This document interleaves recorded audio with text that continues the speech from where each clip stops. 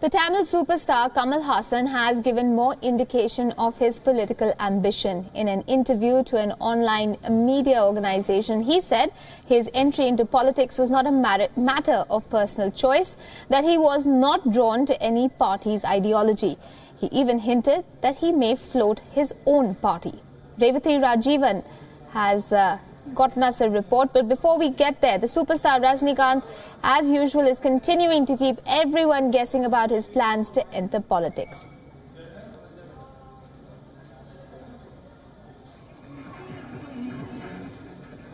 Now, of course, it's Kamal Haasan's turn. He's been making special appearances at different venues. Statements have hinted at the possibility of his entering politics, perhaps even before Rajinikanth. The aim being to take advantage of the current political vacuum in Tamil Nadu. Now, Haasan has been vocal and critical about the ruling AIADMK, asking people to hold their politicians accountable. Acting is you cannot come and feel. Kamal Haasan cannot go out street by street and form his own party. That is different. Nobody can become an MGR, right? It is only our leader, our founder leader, Dr. MGR is unique. He lived with masses, he worked for masses, he gave his own land for the people, for the deaf children. With the recent statements of the stars strengthening speculations that both Kamal Haasan and Rajinikanth may enter politics, it seems like there will be a new chapter in Tamil Nadu politics. Now, does this mean that there will be a battle between the two superstars? The climax will tell us. Revati Rajivan in Chennai for WION. So he's got us back to the whole guessing game. Will he, won't me? To help us understand if there is an answer, if at all, to that question, I'm joined by political analyst Suman C. Raman. He's joining in on the conversation from Chennai. Good evening, Mr. Raman. Thanks so much for joining us here on WION. Appreciate you taking out the time.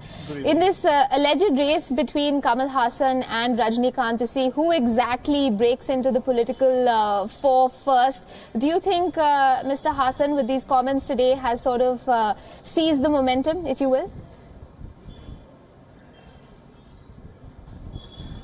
Well, I wouldn't use the term seize the momentum because, but what we do here is that some kind of a launch could be imminent, probably weeks, if not days. Certainly that we are hearing that there could be a launch of his own political party. As far as Mr. Rajinikanth is concerned, those talks of him coming into the political arena are also quite, the atmosphere is still buzzing with that. Having said that, I mean, the talk is predominantly of Mr. Rajinikanth floating a party, tying up with the BJP and possibly the AIADMK to take on the DMK Congress combined in the 2019 parliamentary elections. The question is, what will Mr. Kamal Haasan's stance be? Traditionally, at least in the last few weeks, he has been vehemently against the AIADMK. He hasn't said a great deal against the DMK, and a lot of his ideology is the ideology of the DMK. So we really have to wait and see which way he goes.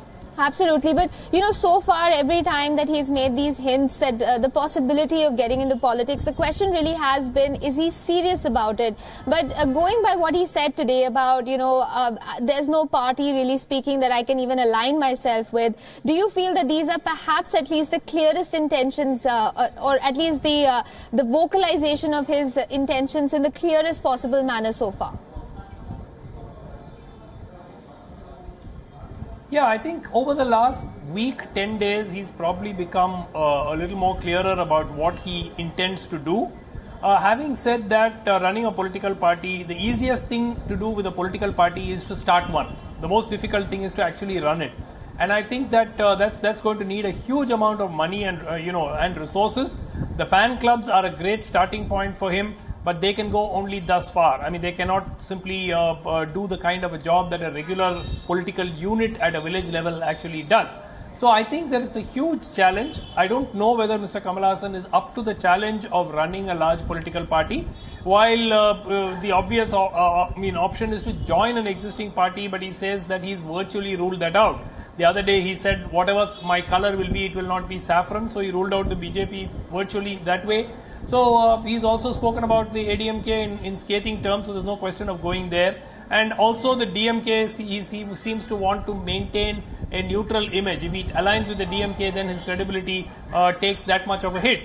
So it's going to be very interesting to see what he does. But running a political party is not a joke. It's going to take huge amount of money. I don't think at this point of time he has that kind of resources. All right, stay with me.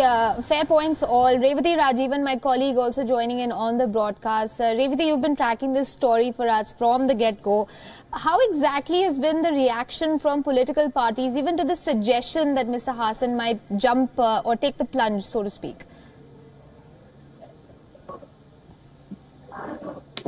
Well, if it's Kamal Haasan who is joining politics, then definitely the BJP is not very interested in that. They have made that very clear, because both Kamal Haasan and BJP are not very keen on joining hands with each other, considering how their ideologies are at the moment. Now, the BJP is much more welcome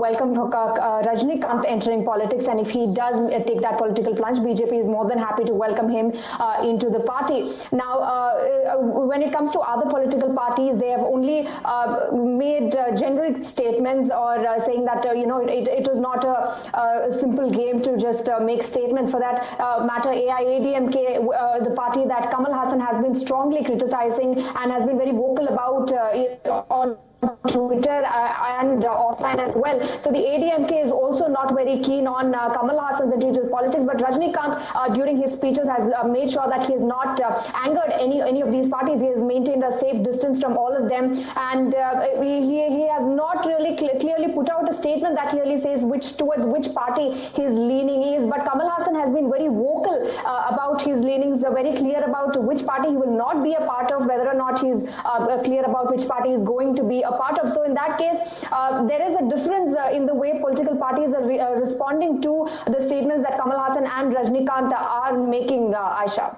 Right. Thanks, Revati. Stay with me. Mr. Raman, if I can ask you, in the past we've seen that Tamil Nadu is not really taken very kindly to, let's say, film stars choosing to join or even start their own political outfits. Would you say that for Tamil Nadu, it's best that they join the Dravidian parties or then choose to perish otherwise? No, Tamil Nadu has traditionally, been a state where movie stars have run the show. For very, very many years, starting, of course, even from Mr. Annadurai, who himself used to write scripts for the movies, and then to Mr. Karunanidhi, of course, who was also a very, very well-known literary figure and a script writer for movies. Thereafter, we had Mr. MGR, who was a matinee idol for an entire 2 generations. Then there was Ms. Jayalalitha, who is also a very renowned actress. So I think that Tamil Nadu has taken, of course, of late, some of the stars who have come in have not been able to shine, most notably Mr. Vijaykanth.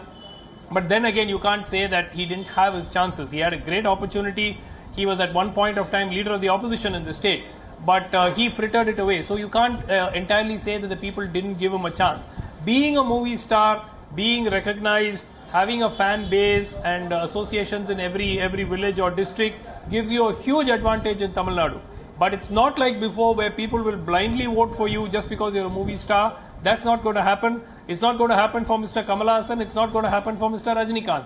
And I think that very clearly, people today are a lot more aware. They want to know what your ideas are, how are you going to tackle various issues that confront the state, and so on. So it's not just a question of going there, waving your hands in front of people and saying, here's the big star who's come. People are not going to vote. And I think that both Mr. Kamal Haasan and Mr. Rajnikant are well aware of that, which is why they are sort of hesitating before taking the plunge. Also, they need to sort of firm up their base in terms of, you see, these are fan associations that they have. These fans are very often members of the AIADMK, members of the DMK, members of other political parties. So there is no guarantee that the fans association members, should they belong to other political parties or have leanings towards other political parties, will automatically become your political party activist. So there are a lot of issues that they have to consider, and obviously the financial aspect. Huge amount of money that it takes to run a political outfit.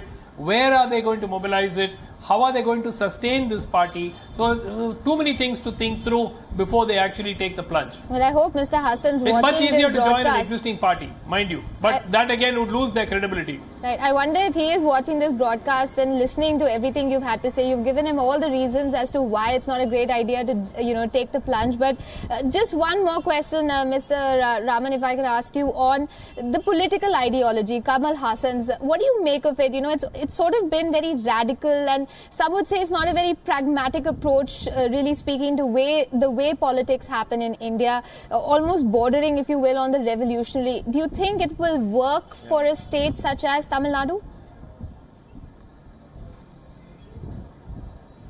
No, I think that Kamal Haasan's ideology has, has sort of seen its sell-by date.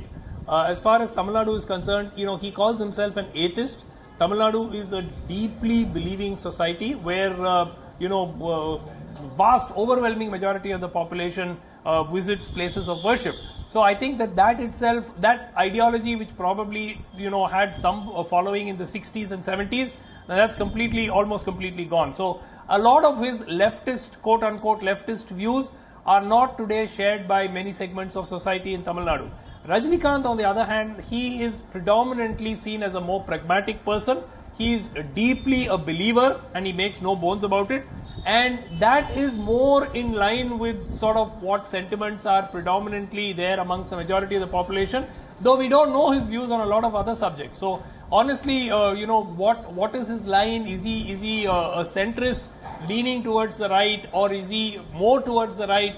Those things are something which nobody knows because he's never really articulated it. He's always gone with the flow.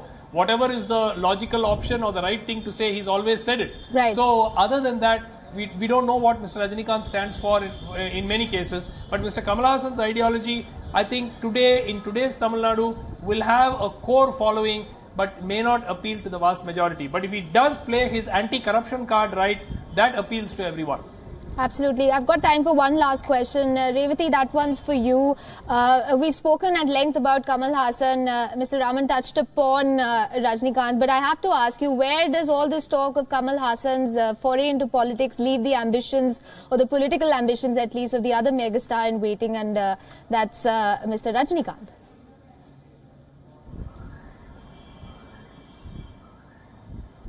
Well, both of them making statements that are strengthening the speculations about their possible entry into politics. But one thing that is very clear at the moment in Tamil Nadu is that both the superstars are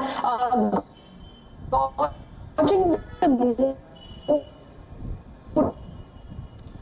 All right, we seem to be having trouble with Revati's connection there. We'll, of course, get back to her for more updates. I'll thank both Mr. Suman C. Raman and Revati Rajivan, my colleague, for joining in on the broadcast and sharing their thoughts with us on that story.